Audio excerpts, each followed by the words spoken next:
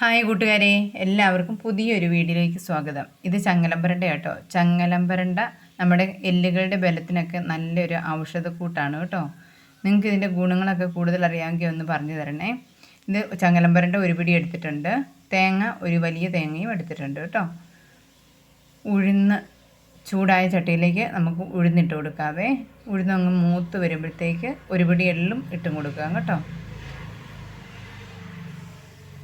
എള്ളൊന്ന് പൊട്ടി തുടങ്ങുമ്പോഴത്തേക്ക് നമുക്കത് വേറൊരു പാത്രത്തിലേക്ക് മാറ്റി വെക്കാവേ. ഇനിയും ചട്ടി എടുപ്പ് വെച്ചതിന് ശേഷം അതിലേക്ക് കുറച്ച് വെളിച്ചെണ്ണ ഒഴിച്ചു കൊടുക്കാം. വെളിച്ചെണ്ണ ഒന്ന് ചൂടായി വരുമ്പോഴത്തേക്ക് ചെറുതായിട്ട് അരിഞ്ഞു വെച്ച ചങ്ങലമ്പരണ്ട ഇട്ട് കൊടുക്കാവേ. ഒന്ന് വഴന്ന് വരട്ടെ കേട്ടോ, നന്നായിട്ടൊന്ന് വഴരട്ടെ. ചങ്ങലമ്പരണ്ട എടുക്കുമ്പോൾ അതിൻ്റെ വെള്ളം കയ്യെ പറ്റാതെ നോക്കണം കേട്ടോ, അത് ചെറിയ ചൊറിച്ചിലുണ്ടാക്കുന്നതാണേ. നന്നായിട്ടൊന്ന് വഴറ്റിയെടുക്കാവേ. കൂട്ടുകാർക്ക് ഇഷ്ടപ്പെട്ടോ? ഇതിൻ്റെ ഗുണങ്ങളൊക്കെ അറിയുമോ? ഇതിൻ്റെ ഗുണങ്ങളൊക്കെ അറിയാമെങ്കിൽ ഒന്ന് കമൻറ്റ് ചെയ്യണം കേട്ടോ. നിങ്ങളിങ്ങനെ ചമ്മന്തിപ്പൊടിയൊക്കെ ഉണ്ടാക്കിയിട്ടുണ്ടോ? തേങ്ങ നമുക്ക് ചേർത്ത് കൊടുക്കാം.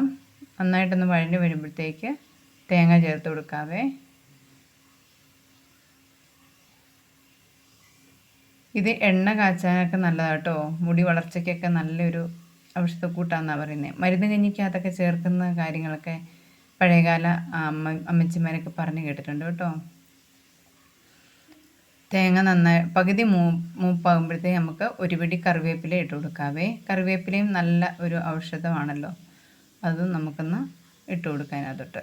അത് ഒന്ന് പൊടിയുന്ന പരുവാകുമ്പോഴത്തേക്ക് നമുക്കതിലേക്ക് 2 സ്പൂൺ മുളക് പൊടിയും കൂടെ ചേർത്ത് കൊടുക്കാം കേട്ടോ. എരിവിന് ആവശ്യത്തിനായിട്ടുള്ള മുളക് പൊടി ചേർത്ത് കൊടുക്കാവേ. നിങ്ങൾക്ക് എരിവ് എന്തോരം വേണോ അത്ര ഇട്ട് കൊടുക്കാവേ. മുളക് പൊടി ഇട്ടതിന് ശേഷം പിന്നെ തീ ഓഫാക്കാവേ. വറ്റൽമുളക് വേണ്ടവർക്ക് അങ്ങനെ ഇട്ട് കൊടുക്കാം കേട്ടോ. അതൊന്ന് മിക്സ് ആക്കിയതിന് ശേഷം പുളി ഇട്ട് കൊടുക്കാം. ആവശ്യാനുസരണം ഉപ്പും ഇട്ട് കൊടുക്കാം. എല്ലാം ഒന്ന് മിക്സ് ആക്കാം കേട്ടോ. കൂട്ടുകാർക്ക് ഇഷ്ടപ്പെട്ടെങ്കിൽ ഒന്ന് ലൈക്ക് ചെയ്യാനും അഭിപ്രായങ്ങളൊക്കെ പറയാനും ഒന്ന് സബ്സ്ക്രൈബ് ചെയ്യാനും മറന്നു പോകരുത് കേട്ടോ.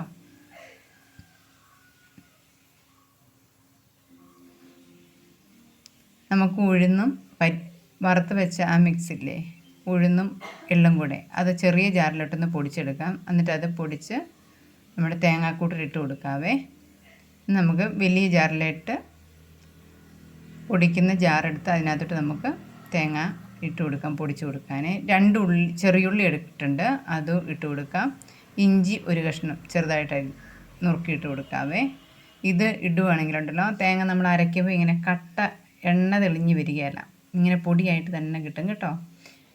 എല്ലാവരും പരീക്ഷിച്ച് നോക്കണേ. ടേസ്റ്റി ആയിട്ടുള്ള ചമ്മന്തിപ്പൊടി തയ്യാർ.